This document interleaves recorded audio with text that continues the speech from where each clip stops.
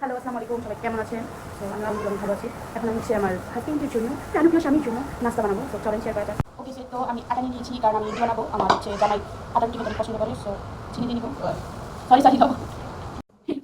তেল দিয়ে নিব। কখনোই আমি হচ্ছে রুটি গোল করতে পারি না, যার কারণে আমি হচ্ছে রুটি বানাই না। কিন্তু আবার হচ্ছে আটার যে কাইটা আছে এটা আমার হয়তো শক্ত হয়ে যায়, নয়তো একদমই খিচুড়ির মতো নরম হয়ে যায়, যার কারণে হচ্ছে আমি বানাতে চাই না। কিন্তু 2-3 দিন ধরে দেখতেছি যে আমি ভালোই আটার কাইটা বানাতে পারি। তাই ভাবলাম যে হচ্ছে গরম পানি।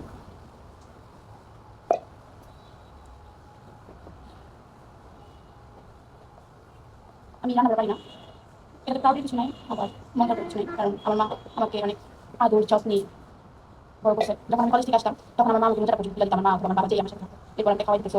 এই জন্য এরকম করতে করতে রান্না করা শিখা হয়নি, হঠাৎ করে বিয়ে হয়ে গেছে।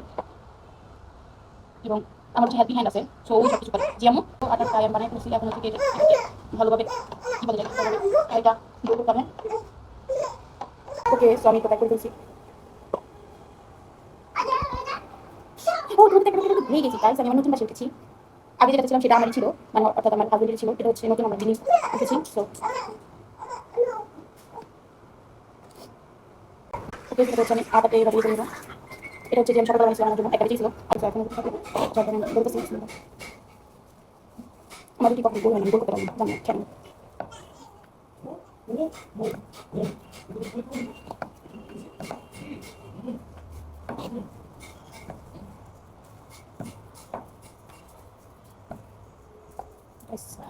আমার রুটি